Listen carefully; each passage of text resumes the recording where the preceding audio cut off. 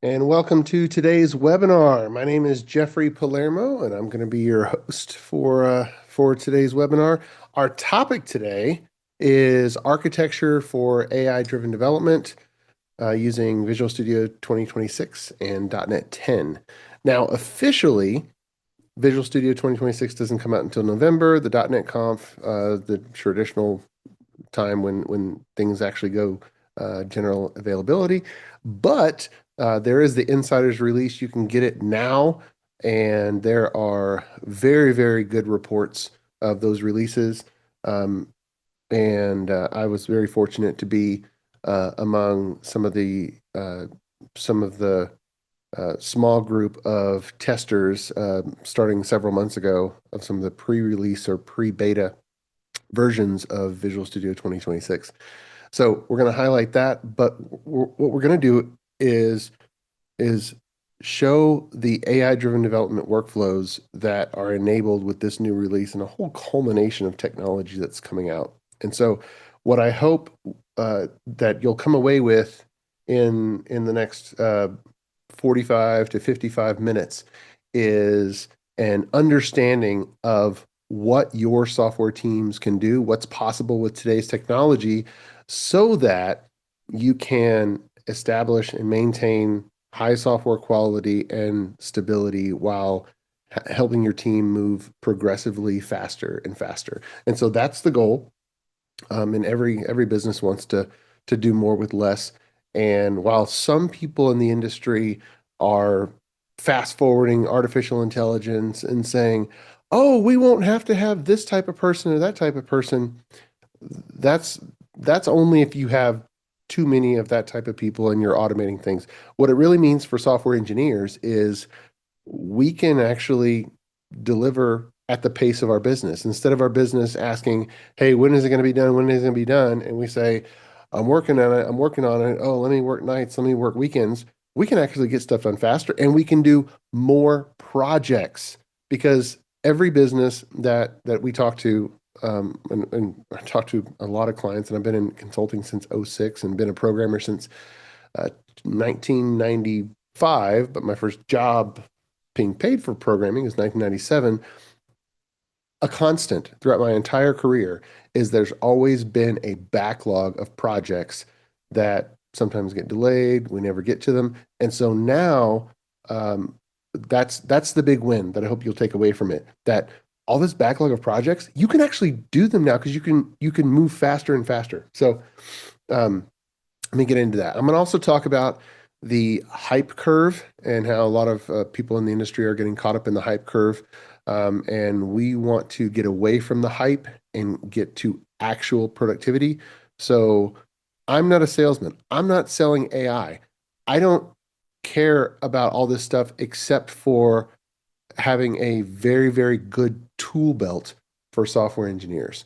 And let's get into it. This is one of our most popular webinars of all of 2026. A massive number of people register for this webinar. I'm so glad that you all are here. I'm going to attempt to get all of the questions at the end, but invariably, we won't have time for all of them. So if you have a question, send me an email. Kaylee is working the chat in the background, and she will share my contact information so that you can send any questions you may have. All right, our agenda, three parts. We're going to talk about creating software that uses generative AI. We're going to spend most of our time talking about using generative AI to create software that is AI-driven development. We're going to show you what's possible with today's tech, with the latest Visual Studio 2026 and GitHub Copilot. And then I'm also going to integrate the workflow with GitHub Copilot Coding Agent and show you what that looks like with a Visual Studio 2026 workflow. All right. Now, if you have not read my book or even put a dusty copy of it on a bookshelf, I published this one in December, book number 5, and it is all about software leadership. It is all about how to equip your software engineering team for success, to equip them to deliver world-class results. and the thought process behind it. The book doesn't actually have any code in it, but if you are supervising or overseeing people who write code, then I encourage you to get the book. And if you would like a free electronic copy of it, then just snap this QR code, take a screen grab of it using Shift Windows S hotkey, and we'd be happy to do that. You can also use the chat to ask for it. Okay. And December 8th through 10th, December 8th, 9th, and 10th, I'm teaching a 3-day in-person course on AI-driven development with .NET in Austin, Texas. 3 full days, highly immersive, hands-on boot camp taught by me. Um, we had a little hiatus from in-person training classes from 2021, but we're back, and this is the second class this year. They're all the same style, but this one is specifically about .NET AI-driven development. We had our advanced engineer and architect course back in August, and we did a half-day module on AI-driven development, and we had such a good response that we decided to expand it and do a full 3-day course focused just on .NET AI-driven development. So if you find that useful, then you can sign up for it before it gets full. These are not large seminars. These are in-person boot camps. Everybody's on the computer. Everybody's working on software features. All right, so let's get into uh, let's get into this. I want to talk about artificial intelligence just so we think about it properly in our brains. And one of those things is the definition. Back in 1956, a gentleman named John McCarthy, he coined the term artificial intelligence, and he was requesting some funding for a summer research program.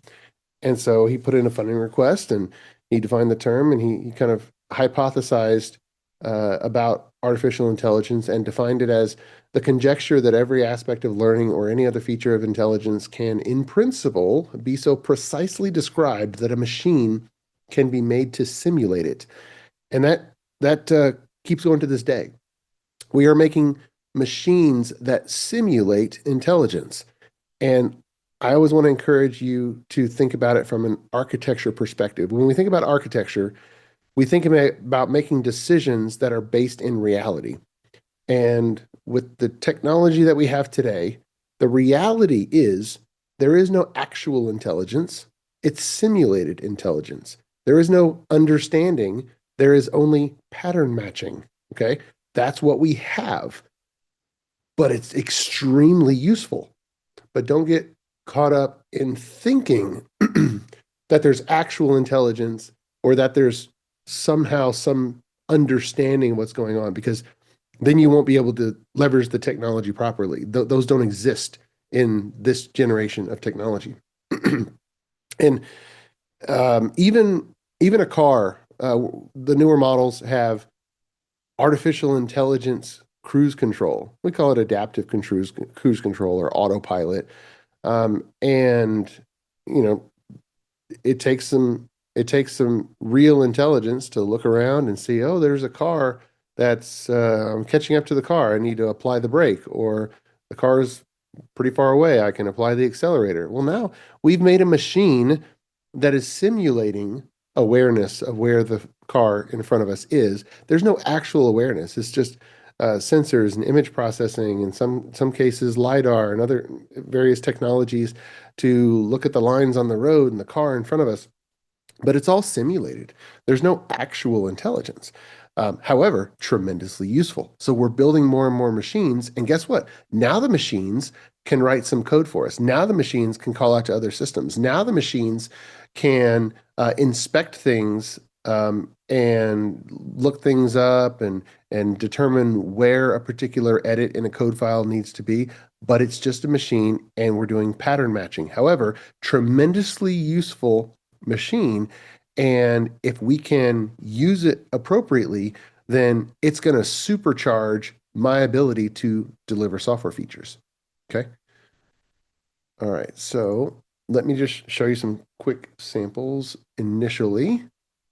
I'm going to pull over.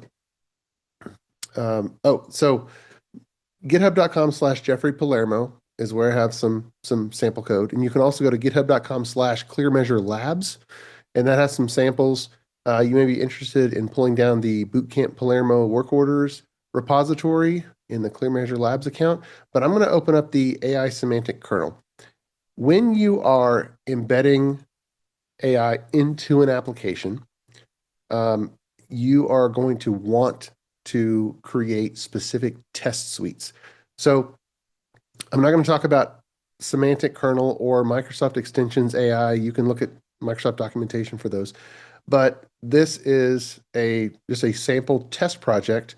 And I'm going to run these again, just interactively. Sometimes one fails and you got to run it again. But you want test suites.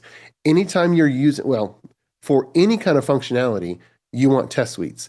But when you are calling large language models and sending in prompts and testing prompts, over time, you're going to change the model, or you're going to need to tweak the inputs or the MCP servers that are connected to it. And so you have to have automated test cases.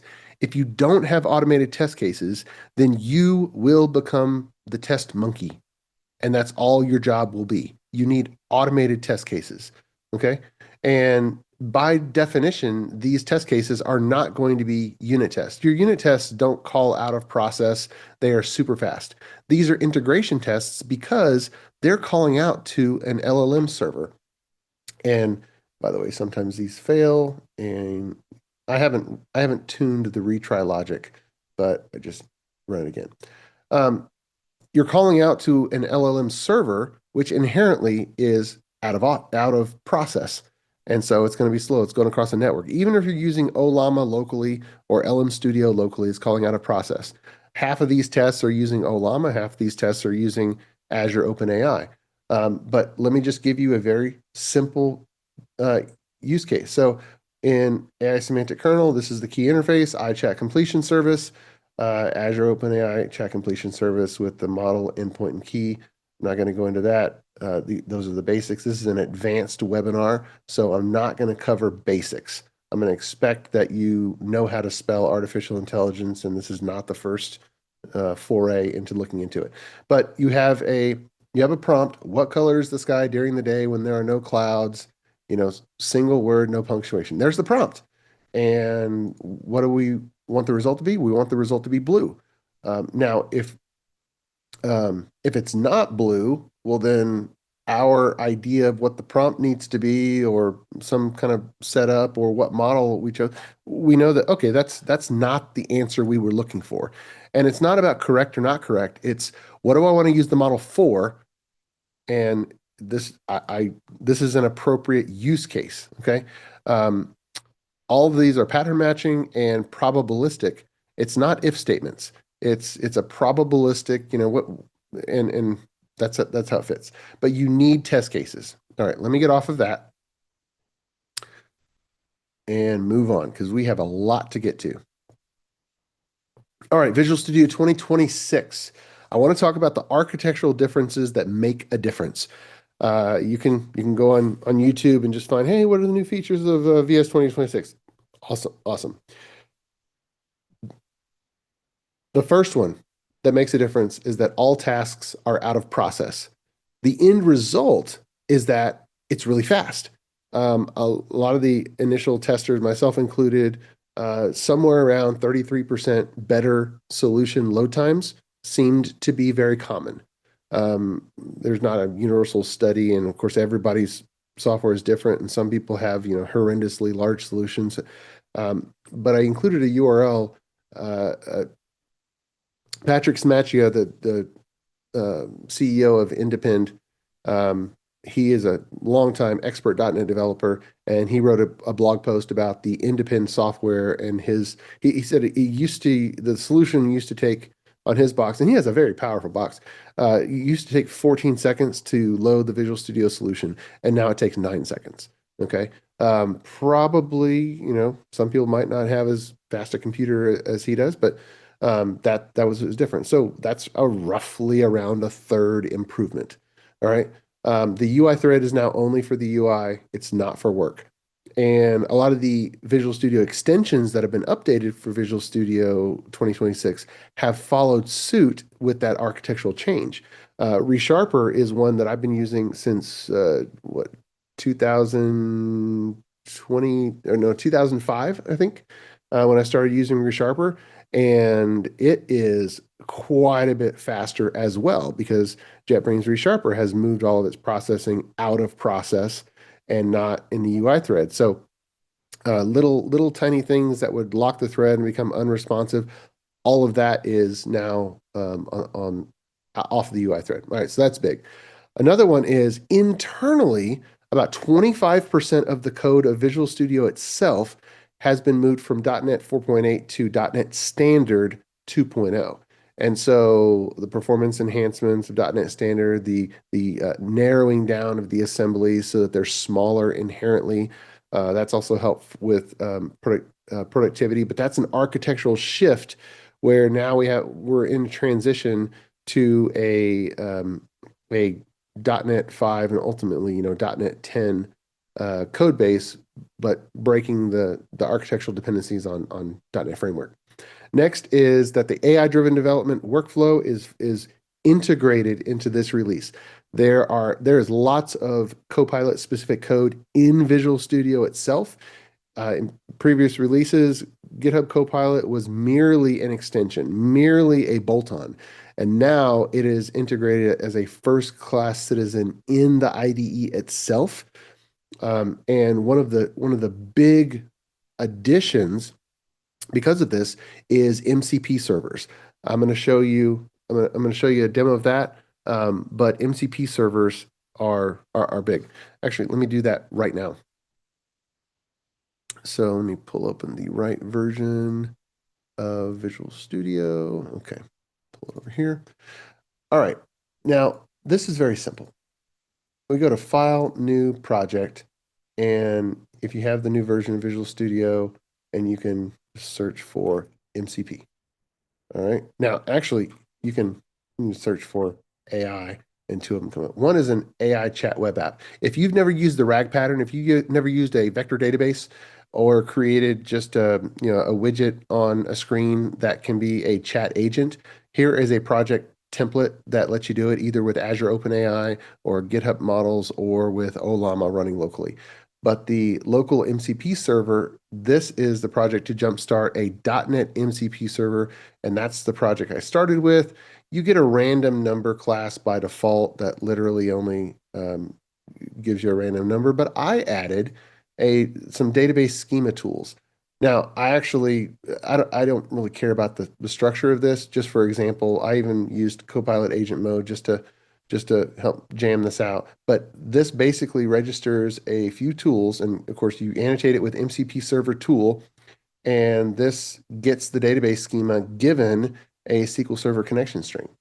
And if you have the MCP .json file, then there's a little tool that opens that up, and inside your Copilot agent, you open this up. I'm actually going to give a larger window. Okay. Agent mode, I have GPT-5. Actually, GPT-5 Mini for tool calling seems to be pretty good too. But there's a lot more tools that are registered. There's Azure tools, which I don't need right now.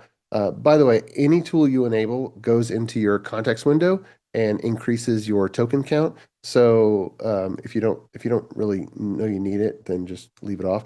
But I have get random number and get database schema. So I'm going to come back to get database schema later, but get random number. Now, that's a pretty obvious prompt that is going to call that tool of that MCP server. The first time you do it, it's gonna prompt you running get random number.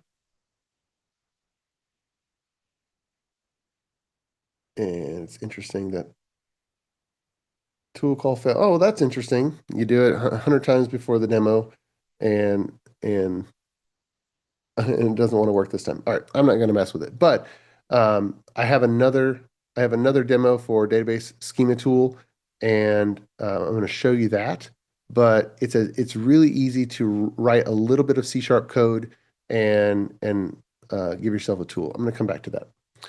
All right. Finally, VS26. There's a new look. There's improved ergonomics uh, and usage fatigue. That could be a nice to have, but now you have more than just light and dark theme. And I happen to be using, I think, a dark blue theme. And then Microsoft has clarified what Visual Studio is for and what VS Code is for.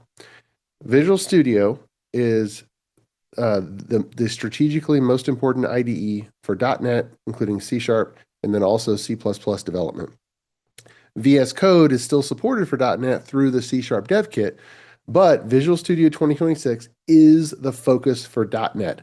Microsoft is investing a lot in Visual Studio, making it the premier environment for .NET development. Previously with Copilot, because VS Code, it appeared that VS Code might be the preferred one because VS Code has weekly releases, and Visual Studio had, even if you're on the preview, it had monthly releases. And so GitHub Copilot stuff was coming out, since May, and VS Code would get a new update every week, and Visual Studio would not for 3 more weeks. So it appeared, oh, VS Code is getting all the love; they're getting the features first. Well, now with 2026 starting in November, Visual Studio is going to be on weekly releases, just like VS Code. So any features for .NET that you might have in one or the other, well, they're going to come out the same week within a couple of days of each other. But Visual Studio is the strategic tool for C# development, and then you can also use VS Code if you have the C# Dev Kit. But that's the strategy. So that's good to know, so that we know what reality is. Okay, AI, what's actually running? I'm not going to spend a lot of time on this because if you can look at my other webinars, but a .NET application is going to call an LLM server. The LLM server is referencing a model file. Could be a 4 gigabyte file, could be a 40 gigabyte file or more. With SQL Server, we're used to that because we had an MDF database file. We never looked at it, never cared. The SQL Server opens this file and uses it, just like the LLM server is going to open the file and use it, whether it's Olama running locally or Azure OpenAI. Our .NET application, we don't craft the prompt syntax directly. We use libraries like Semantic Kernel or Microsoft Extensions AI. Just like we use Entity Framework to go to SQL Server, we have an address to the SQL Server, and then Entity Framework helps us craft the query, which is a big old string formatted a certain way, to SQL Server, and then the library Entity Framework interprets the big old string coming back. Same thing with Semantic Kernel or the Microsoft Extensions libraries. We don't write the prompt ourselves. We use the library, and the library crafts the big old string prompt that has a certain layout and sends it and then interprets it coming back. So from that perspective, architecturally, it's very similar. And when we think about where to put the code in our application, that's also very similar. We're used to having a data access project in Visual Studio and managing the references and making sure that our core business logic library didn't reference data access. Instead, data access would reference core and use inversion of control with our I service provider and dependency injection. Same thing with our LLM gateway. We have extra libraries that we need to manage. So we need a Visual Studio project for all of those extra dependencies. And it's the same thing. This project references our core project, but our core doesn't reference it. So that's the way we manage dependencies. Okay, let's write an embedded agent. Let's see what that looks like. I'm going to open up another instance of Visual Studio for demo. Okay, bring it over. Here we go. And I want to full screen this guy. Okay. So I'm going to make sure that we are on the right branch. We're on master. We're fully. And anytime you um, pull open a branch, you need to um, you need to make sure that you run the private build. Okay, I've done that, uh, but you don't want to start an application that doesn't run. Okay, we have UI server. I'm just going to show you this application. I'm going to do Control F5, and it opens up here and runs, and then it's going to pop open the browser, which I need to move over. Let's see here. Yeah, I need to move over here. Okay, there we go. So we got the browser. This is a simple work order application, and it is in the theme of The Simpsons. And so it's the work order management system of the First Church of Springfield. We're going to log in, and we're just going to select who to log in as. Reverend Timothy Lovejoy, and um, there are work orders. Okay, and so you can see that we've assigned Maud Flanders the work order of organizing the Christmas concert, and that's that. And so from time to time, we'll have a work order that if I create actually new work order, and I'm going to assign it to Marge Simpson, and I'm just testing, and this is literally just junk. I'm going to assign it. And so now we have one with Marge Simpson and it's assigned. And then I forget about it and then I leave it. And so we want something in the background to look at it and see if it's a junk work order, just to clean it up, to cancel that work order because it's just been sitting there. There's been no activity. It clearly is a junk work order. So it's the status is assigned, but let me go into it. And now we see the status is canceled. Ooh, how did that happen? It's because we had an agent working in the background to do it. So let me show that to you. So let's open Visual Studio again, and let me close this out. And I'm going to show you just going to jump straight towards the agent class. Okay. Now, collapse this. This right here is the actual agent class. Agent is an overloaded word, but this class itself is an agent. Why is it an agent? Because inside it's doing pattern matching, probabilistic logic. It is not doing deterministic logic. It's not doing if statements. Um, it's not doing rules engine. It's doing probabilistic logic. So let's look at it.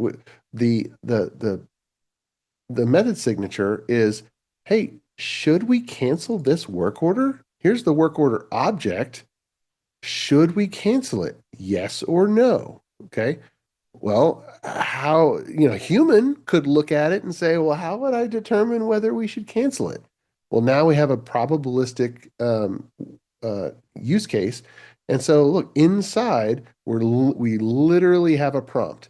And maybe you could say you could write a rules engine or some if statements for some of it, but check this out. Cancel if description contains keywords like test, like demo, or temporary. Cancel if the room number is test or similar. If we have a rules engine, yeah, we might be able to use SoundX, but if we want to have more of a judgment call or similarity or more fuzzy logic, well, guess what? Large language models are kind of good with that. Um, all right. And so we have an escape clause, skip this. If the title is from automation, if we want one to not be canceled and we're testing it, then we can put from automation in there. And so also in the prompt, we are concatenating and we are putting in the information of the work order. And so we get the chat client from the iService provider. And this is using Microsoft Extensions AI, by the way. And so we have two roles. We have system prompt and we have the user prompt. And so The system prompt is the primary instructions. That's what we want it to do. And then the user prompt is some data. And that is, there's nothing in the user prompt that can override the instructions of the system prompt. Almost all large language models kind of have that order of hierarchy. And that's how, if it's done well, you can't put something in a user prompt and just take over the agent because there is an underlying system prompt that's kind of more hard coded in there as instructions. So this is how you do that. You put the system prompt, put the user prompt, and now you take a list of chat messages and you send them to the chat client and you get the response. And we're going to trim uppercase invariant. And then we look and say, well, if we got back a yes, well, now our class can return back a yes. Okay. And then the more boring part is we have when the application starts up, we have a hosted service that's just a little background job. But the logic of the background job after we, iterate and wake up every 5 seconds is the evaluation agent. All right. And then anytime we have something like this, we need a good test. And so we have a full system acceptance test that that does some setup, creates, a work order with test demo or test demo, and then we delay for 60 seconds, and then we run that. So I'll run that for you just so you can see how that sets up. I want to make sure it pops up headless. No, we don't. I want that to pop up. And let me run this test. Okay, the application is running. And these are the logs. So we saw the work order evaluation agent and spinning up. And this is a playwright test also. So it's actually running the full application. It's going to pop open a browser here. I'm not driving it. The computer's driving it. It's just, basically running the application through its paces. And we're going to wait 6 seconds. If I push this over to the side, you're going to see it successfully canceled the work order, and then the browser here, and yeah, the browser is canceled. All right, so let me close that browser, and we see the test succeeded. And you can see in the logs, successfully canceled the work order, BFD, such and such. Okay, so let me close that. All right, so that's how that's a built-in agent. All right, we got a lot to cover. Let's go back. Okay. On my podcast, the Azure and DevOps podcast, I loved interviewing Jeff Sutherland, one of the co-creators of Scrum, and he's been doing Scrum-like processes since the 70s in the U.S. Navy, and then it kind of brought into a Scrum framework in the 90s with Ken Schwaber. And I listen to what a guy like that says, and he says by 2030, teams are going to be 30 to 100 times faster by using Scrum and artificial intelligence. And he used the term on the podcast called extreme agile. And he talked about the engineering practices of extreme programming that Kent Beck popularized, and the small, tiny batch sizes that Scrum introduced, and then Kanban, brought down to small work in process limits and single batch sizes, one feature at a time, vertical slices. And so you put all that together, and with artificial intelligence, basically automating a whole bunch of the manual, just the mechanics of building code for new software, and we're going to be so much faster. So, you know, everybody's been researching how to use these tools. And it's all about tools. It's all about equipping yourself with amazing tools and learning them and practicing using them well. Now, with artificial intelligence, like GitHub Copilot, and Claude and Cursor and all the JetBrains Junie and all these other tools that are coming out and kind of trying to leapfrog each other.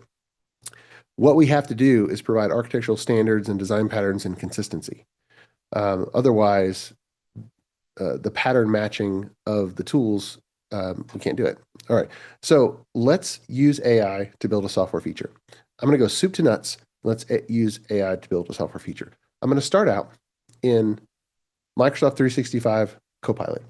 And I have an agent called the product management agent. And I because you guys are not in my Microsoft 365 tenant, I can't directly share this with any of you. But if you would like the configuration for the product management agent, then just send me an email or share your contact information with Kaylee. We'll make sure to get it. We don't quite have this yet as a open download on the website, but we plan to. So just send me an email and I'll get it to you. But I'm going to start with this, and I'm going to hit Windows 8. Actually, I showed you what the application looked like, so I don't need to pull that up again. Windows 8. Okay, now I'm dictating, and everything I speak is going into the text box.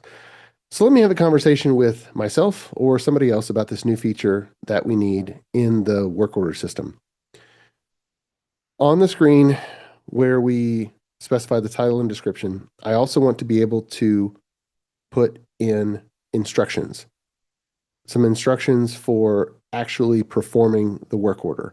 I want the instructions to be below the description field and above the room number field. I probably need around 4,000 characters. The purpose of this is so that the assigner of the work order can specify how the work should be done.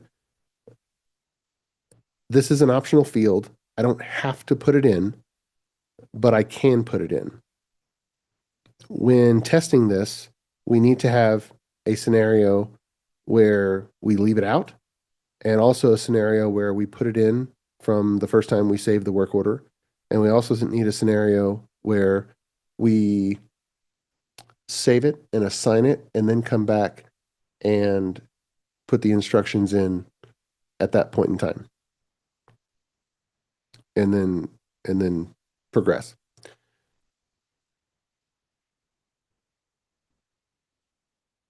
Let me pause.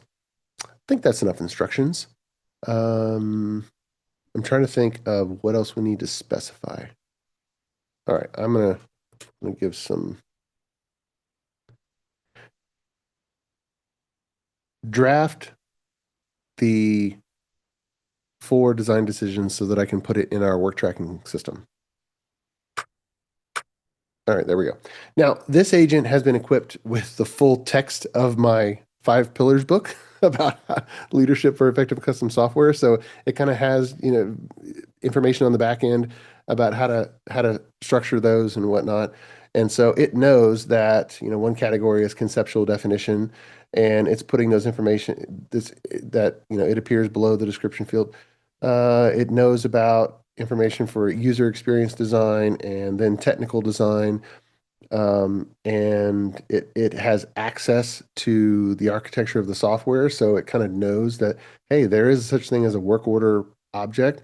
And then test design. Well, I just specified a few tests, and it also kind of inferred that there needs some. So if I was to copy, I would copy this information, and then I would go over to, let's see here, go over to, and I'm sorry, but into Visual Studio, let's see, Discord changes, and I would create a new item, and I would paste it in here. Now, I've already done that. The AI agent drafted information, kind of has, it has the glyphs. You can kind of tell that Copilot has a certain, and so there we go. All right, so I'm going to do 2 things at once. I'm going to, and I have another one where I have a much shorter version of the spec of this. And it's really important that you have these four: conceptual definition, UX design, technical design, and test specification. This is a Kanban board, and as things move across, you need to do this. Now you could do it in one fell swoop, but when you have lots and lots of features, so let me um, I'm gonna even copy the smaller version because sometimes you don't need all that detail, but just a smaller version. And I'm gonna open Visual Studio, and we're gonna see if um, we can't create this feature. So what version of Visual Studio do I need? I think I need this one. I've got 6 different versions of Visual Studio. Okay. Oh, that's not the one. Pardon me just for a second. Okay, here we go. And oh, I had the MCP server open. You can kind of see, you can kind of see that even in a different Visual Studio, we have those tools. All right, and what branch am I on? I want to I want to check out a different branch because it is 8:30 add instructions or 8:28. Okay, let me discard the changes and you should force a checkout. Okay, we want to be on our branch. And of course, everybody knows how to do branches. So there we go. And you would want to run your private build script, but I'm just going to do it from within Visual Studio just to make sure it checked it out properly. Okay, now I'm going to go over here and make this a little bit smaller. I always like to do a new version. All right, this is called I'm going to paste any framework. There we go. And, sometimes whether or not it's necessary, develop the following feature. Um, some of these instructions can be in Copilot instructions, but I'm going to just hit go. All right, Copilot instructions. This is in the repository. We don't quite know as an industry what is the best for putting this in, but whatever the project standards are, like use nullable reference types appropriately, follow onion architecture, keep existing versions of .NET and libraries unless specifically instructed to upgrade, ask approval for change to the .NET version, entity framework for all data access. In-unit is the primary testing framework. When creating a test double, use the naming of stub class. Don't put mock in the name. Whatever standards are normal for you. Categories, you need UI test, integration test, UI test, some Blazor guidelines, and then some anthropomorphized guidelines. I don't like the machine pretending as if it's a coworker. So there's some don't use I or I need to, do not refer to the user of Visual Studio. Don't try to be my buddy, things like that. All right, so we're gonna leave that alone. Um, and while we leave that alone, we're gonna come back to another another Visual Studio, and the I'm going to show you how to use the embedded MCP servers. Okay, database, and I want to make sure I'm on. Let's see.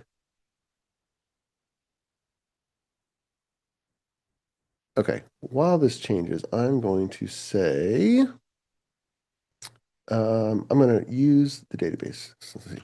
Get database schema, just to make sure that the tool is referenced and used.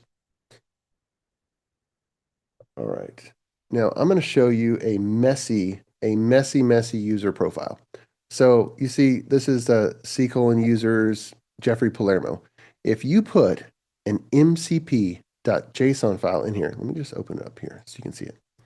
If you put it in that spot in your user profiles, then this set of MCP servers will be available to every Visual Studio instance on your computer. And it can be as simple or complex as possible. This one literally says, hey, go to this Visual Studio project and I want you to do a .NET run and just communicate with STDIO, and this little tool kind of helps run it. So you can have a machine specific MCP server. And um, And let's see, show me the tables in the database. All right, I want it to spit out the list of tables. Okay, there we go. I have an employee table, employee roles, and work order. Now I'm going to use Windows H. There is some database drift somehow, and I want you to compare all of the columns of every table in the SQL Server database with the entity framework mappings and list out the columns that have a different type or a different size or length in the C# object compared to the T-SQL type in the database schema. All right, stopping dictating and make sure that the MCP server is in use. There we go. All right, let me just get this one going on that one because, from time to time that happens and we can do this task manually or we can get some help cleaning up. All right, so let me let that one go and let me come back and check on the other one. So let's see. Was it this one? No, it wasn't that one. It was. Okay, that's the database one. And this is the one that's working on. Did it finish already? Okay. All right. So it thinks it's finished. Well, let's check it out. So it did a whole bunch of stuff and uh, added database script, added instructions, persist. Okay. Next, need acceptance test. Sometimes it does this interactively. It needs acceptance test. So I have to bump it. Literally, okay, finish. And sometimes that happens interactively in Visual Studio that it'll report finished and it'll tell me what the next steps are. And I literally just have to say, keep doing it. All right, let's go back to our database and let's see what it did. Okay, so actions align any framework with.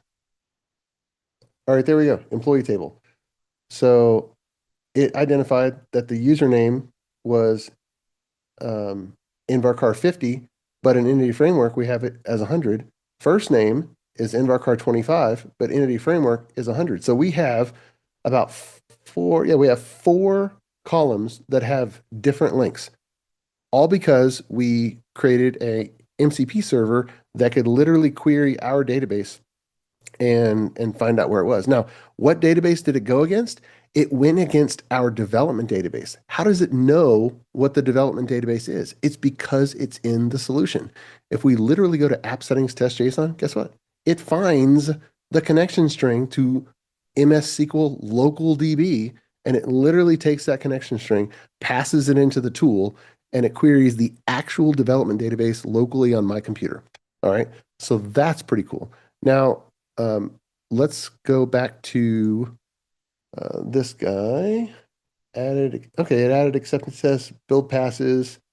All right, let's test out. Let's go keep and let's see if it succeeded. I always like to do a rebuild whenever Copilot does this. Before I even inspect that, I'm going to go over to Copilot. I'm going to do a different mode. I'm going to go to GitHub and I'm going to take this work order instructions and I have the same stuff there. And I'm going to assign it to Copilot. All right. Let me assign it to Copilot. Let me see if the off to the side GitHub coding agent can handle building this feature. And let's see, we'll get it. What is it? Okay, now we have there we go. Couple of instructions. Mention this. All right, we'll come back to that and check. Do we have a pull request for it? And open just now. Okay, so it immediately pulls a pull request. And then if I want to watch it interactively, I can hit view session and I can literally watch what it's doing. So it's spinning up a dev environment. I'm going to come back to this, but it's using GitHub code spaces under the covers. Why is that important architecturally? I'm going to come back to that. All right, let's do the interactive AI-driven development. And I wanted to make sure that those errors were just phantom errors. I'm going to hit Control F5 from Visual Studio. Oh, I need to change the project. UI server. There we go.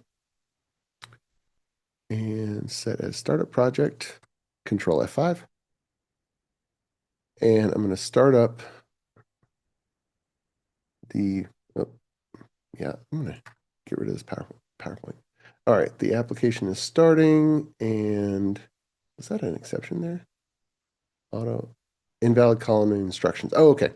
So there's a new field, and the new field is not in my local database, so I can't do this yet. So I need to get rid of that, and I need to make sure that I'm on, what is it? Branch number 828. Okay, I'm gonna run the private build because I need to rebuild my local database. So I'm in my working copy, go up to the top, and I'm gonna run my private build.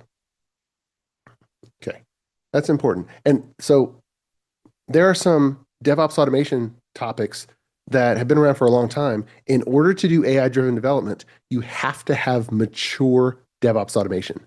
The first of the three steps of continuous integration is the private build. The second is the integration build that you share with your team. And the third is the first deployment to make sure that your buildable version actually deploys and starts up. So private build, that's the first step of the continuous integration process. This sets up the local workstation so that you can actually run the application locally. It's not enough to just compile. It's not enough to run unit tests. We have to be able to run integration tests locally and full system acceptance tests locally. In order to do that, I have to have enough of an environment locally where all of the key dependencies of the application actually work. This application uses a SQL Server database, and I have to have a SQL Server database locally. And this particular feature modified the SQL Server database and added a column called instructions. And so we can see that we are right here. We are rebuilding the database, and up here we have ran our unit tests, measured code coverage, and then right after that we are discovering some integration tests, and now we have a failure that we have to work through. And sometimes this happens, even no matter how many times you run it. Let's see, I'm going to go back to Visual Studio, and when you get a failure, sometimes it's better to come and run it locally. So now that we have that, is it just a test failure? An easy one? Or do I need to prompt Copilot again? When you're having Copilot agent mode inside Visual Studio, you are going to do some gyrations of it finishing on the first pass versus you having to prompt it. All right, so let's see which one. If it's a lot of them, then it's probably something common. All right, one or more of the child tests. So it's probably something common since a lot of them. Error happened. Invalid column name instructions, even though it's not there. Okay, so we would have to debug that. So this is how far you get with AI. But if you just copy this in, fix error below, because one thing you don't want to do is you don't want to manually start fixing AI generated code. If it doesn't work, if it gets on a bad strand, you throw away the branch and you just have it do it again. Okay. That is really what you do. And so if it gets on a side tangent, then we throw away the branch and do it again. And I'm going to show you some statistics about that. Let's come back to, let's come back to GitHub and let's see how GitHub is doing. Over here. Okay.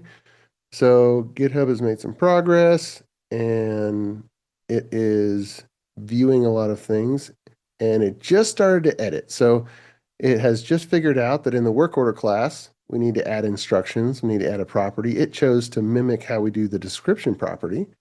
All right. It's adding the work order unit test. There it is. And it's adding It's adding some more. Okay, fantastic.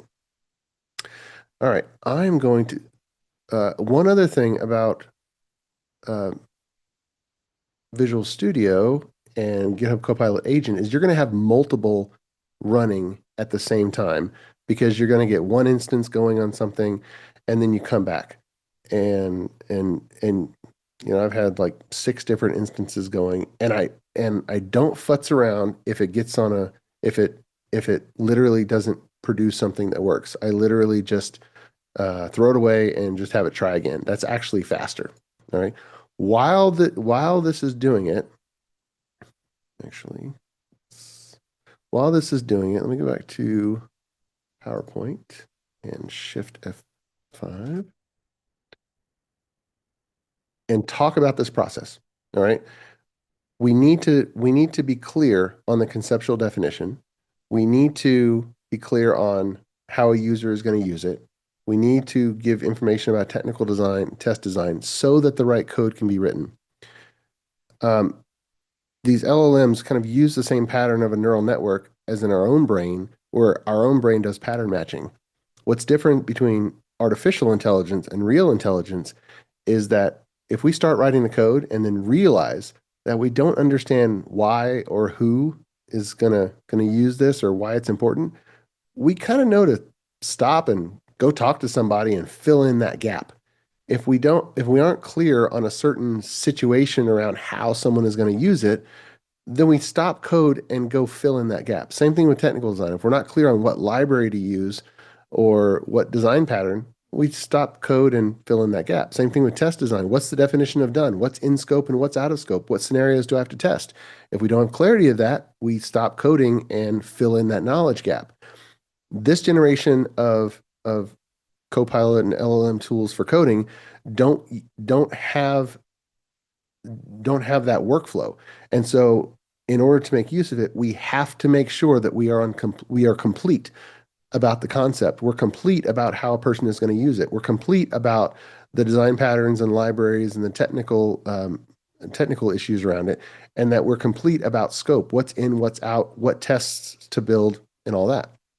And then we can expect the code to come out like we need it to. Also, um, the the tools are going to give you more of the same code that you have. If you don't like the code that's in your code base, you're going to get more code you don't like. If you do like the code that's in your code base, well, then you're going to get code that you like.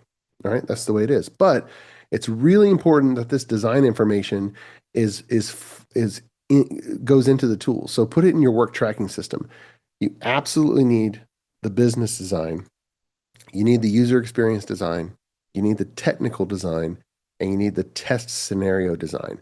That is really, really important for AI-driven development. And you need the DevOps automation because you're going to be running more and more builds. You're going to have lots more branches, and you're going to have more code going into your software. But you need to make sure that it's good code. All right. Now, I if you've been to any of our webinars before, you've seen this DevOps architecture in general, but you have to sit on a foundation of mature DevOps automation. Okay. You need to have your three-step continuous integration set up, and you need to have your deployment pipeline because you're going to have a pull request. Well, and actually, I think we probably should have a pull request pretty soon from GitHub. It's still working, but and you will have. We go over here, add work order instructions, um, and this will probably take a little bit longer than we have. And you're going to have to evaluate this. And in order to evaluate it, you need to answer the question, does it still deploy? Is it still stable? And so you need your DevOps automation to give you that safety net. All right. For time, um, when you use AI-driven development or when you use these tools, you're going to have some more churn. You're going to have some more rework. The important part is don't dive into that rework manually. Throw away what you got and just let the tool try again, and then hone the input into the tool so that this rework that would otherwise get generated actually take away your productivity gains. Okay. You want to stay in the sweet spot of the AI tools, features that are not too big, not too many steps, and you don't want to accidentally ask GitHub Copilot to do architecture. You need to have your architecture done for you, and then just have it do the the manual labor. And your job will kind of become the architect. And then once you know how you want to proceed, okay, great. Let's save the typing and let the machine do it for us. And final admonition, you have to establish and keep your quality high or you're going to get burned. All right. That's so important. All right. For time, we'll leave it at that and leave you with this QR code for the AI driven development bootcamp on December 8th. And I will make sure that these questions get answered. We'll follow up with people who did submit some questions. We've got your contact information, and so we'll do that with you. And I want to respect your time. We went right up to the barrier. So thank you so much, and happy AI coding.